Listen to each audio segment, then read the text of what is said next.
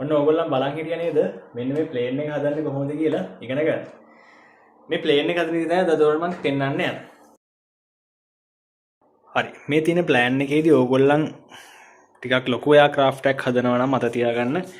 ඔයාලා ඩිසයින් කරන ප්ලේන් එකේ වින් එක වින් ස්පෑන් එකයි මෙන්න මේ කෝඩ් එකයි බෙදලා ගන්න. ඉතින් එනාගේ 5 හෝ 6 වෙන්න ඕනේ. ඊට පස්සේ ඕගොල්ලන්ට පුළුවන් මේ ප්ලේන් එකේ දිග තීරණය කරන්න. එතන ෆියුසලාජ් ලෙන්ත් එක. ඒ කියන්නේ සම්පූර්ණ මේ එයාක්‍රාෆ්ට් එකේ ලෙන්ත් එක දිග සමාන වෙන්න ඕනේ මේ ප්‍රධාන තටුවේ දිගෙන් 75%කට 70-75 අතර. ඒ කියන්නේ ෆියුසලාජ් එකේ ලෙන්ත් එක තීරණය ෆියුසලාජ් එකේ දිග. මෙන්න මේ කියන්නේ එයාක්‍රාෆ්ට් එකේ සම්පූර්ණ දිග තීරණය වෙන්නේ මේන් වින් එකෙන් 70%ක් 75ක් අතර ගියක් තමයි.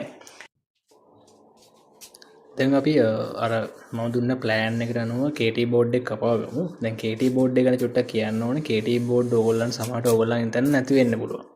දැන් අපි නම් මේ ෆීල්ඩ් එකේ මොඩල් එයාක්‍රාෆ්ට් ඩ්‍රෝන්ස් එහෙම හදන ඉඳන් අපි දන්නවා KT බෝඩ් එහෙම ගන්න තැන්ටි. මම ඔයාලට නිකන් නම් ටිකක් කියන්නම්. ජීව ප්ලාස්ටික් ඊට පස්සේ ශාන්ති ප්ලාස්ටික් ඕගොල්ලන්ට ඕවෙන් KT බෝඩ් ගන්න පුළුවන්. KT බෝඩ් වලින් ගොඩක් නිර්මාණ කරන්න පුළුවන්.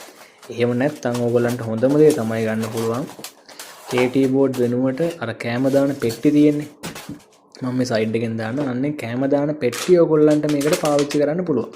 දැන් මම උනත් ඔය KT බෝඩ් එක කපලි වෙලා ඕකේ තනිකරම thickness එක මිලිමීටර් 5යින්ද ඕකේ thickness එක අඩු කරා. නමුත් ඕගොල්ලන්ට පුළුවන් අර වගේ මේ කැම දාන පෙට්ටියකින් උනත් මේ මෙතනදී ඔය කපන්න යන්නේ මේ වින් එක සෙට් කරාට වින් එක හරියටම කෙලින් එන්නේ නැහැ. මොකද බෝතලෙට මැද්ද හැඩයක් තියෙන හින්දා. ඉන්නේ හැඩයට හරියන්න KT බෝඩ් කෑල්ලක් කපා ගන්න දැන් උතෙන් මම කරන්නේ. ඒතර ඕකුඩට තමයි වින් එක මෙතින්දි මම කරන්නේ. දැන් අර මේක දැන් thickness එක මිලිමීටර් 5නේ KT බෝඩ් එකේ. ඉඳ පොඩ්ඩක් thickness එක අඩු කරන්න. චුට්ටක් මේක අර මේ රැහැලි වෙලා පොඩ්ඩක් thickness එක අඩු කරන්න. හැබැයි ඒක බැලන්ස් වෙන්න කරන්න ඕනේ. ඕගොල්ලන් නම් KT බෝඩ් අරගත්තොත් පොඩ්ඩක් පරිස්සමෙන් කරන්න. ඒක චුට්ට එක්ස්පීරියන්ස් එකක් ඕනේ.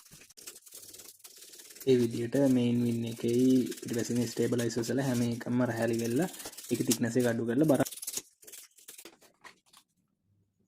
කරම මුලින්ම කපාගත්තට බෝතලේ හැඩයට සෙට් වෙන්නේ කෑල්ල වින් එකට සෙට් කරගන්න ඊට ඉස්සෙල්ලා මම වින් එකේ එරෝෆොයිල් ෂේප් එකක් හදනවා. එරෝෆොයිල් ෂේප් එක කියලා කියන්නේ එයාක්‍රාෆ්ට් එක අපිට ගොඩක් වෙලා පා කරන්න පුළුවන්. ඒක නිව්ටන් තර්ඩ් ලෝ එක සහ බර්න්ලි මේත් එක තමයි එන්නේ.